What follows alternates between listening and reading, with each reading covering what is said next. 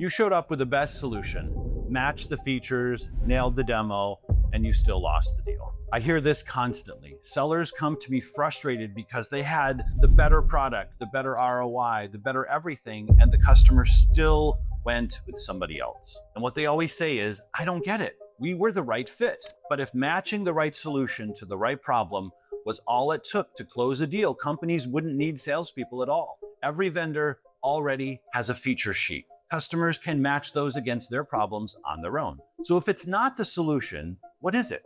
What actually makes enterprise buyers buy?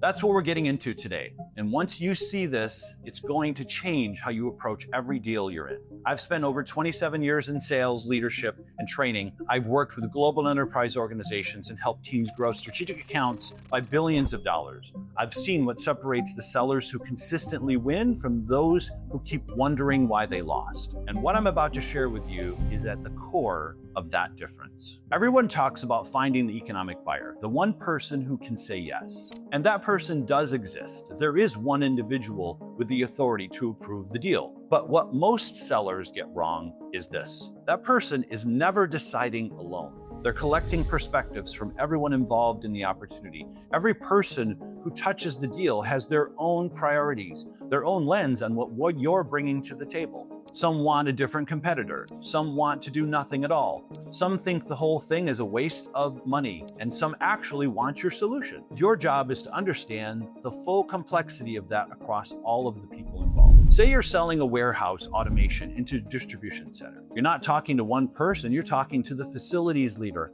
marketing, IT, because there's an integration component, legal, purchasing, and the operations team that owns the efficiency metrics, packages per day, turnaround time, all of it. Each one of these people views your solution through the lens of their own job, their own business results. And if you're only focused on one or two of them, you're missing most of the picture. But even if every single one of these people agrees your solution solves their business problem, that is still not the most motivating factor in why they'll choose you. And honestly, in every enterprise deal, there are two different layers of business objectives at play.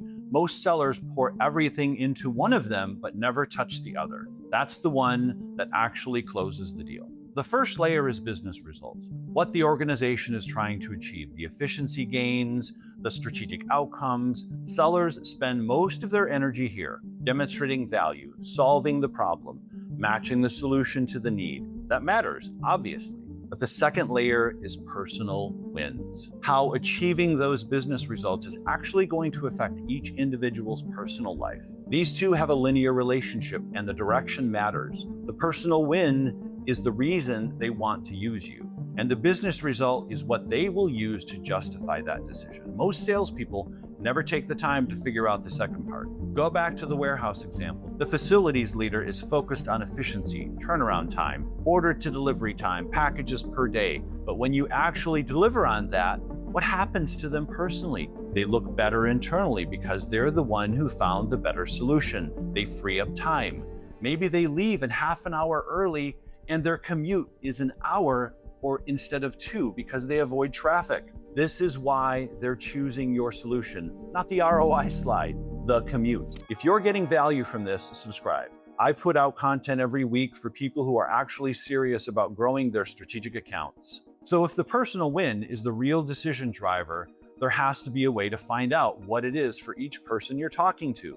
There is. And it's actually one question most enterprise sellers never ask. Once you understand a stakeholder's business result, the piece of the project they own, you confirm it with them.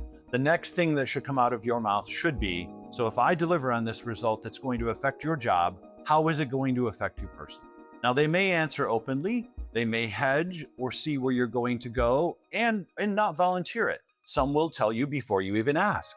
Be calibrated on how hard to push and read the room. But many will answer it, and when they do, you now have the most valuable piece of information in the entire deal, because you know the real reason they'll go to bat for you internally, and that shapes how you position your solution from that point forward. The personal win is why they choose you. The business result is what they use to justify it for everyone else. And look, the best enterprise sellers take this even further. They don't just sell the product, they connect their solution to the highest, most strategic objective the organization actually has. In the warehouse automation example, the customer isn't really buying automation.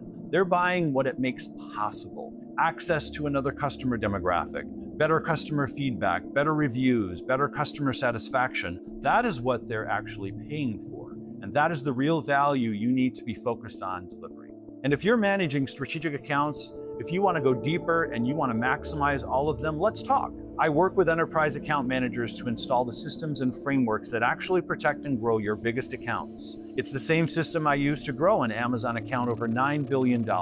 There's a link in the description below to book a free call with me. We just talked about why enterprise buyers actually buy. And knowing who actually has the power to say yes changes everything about how you use this. Most sellers think they've identified the right economic buyer. In the last video, I walked you through the warnings that you're not talking to the real economic buying influence. Click on that one right now. I'll see you there.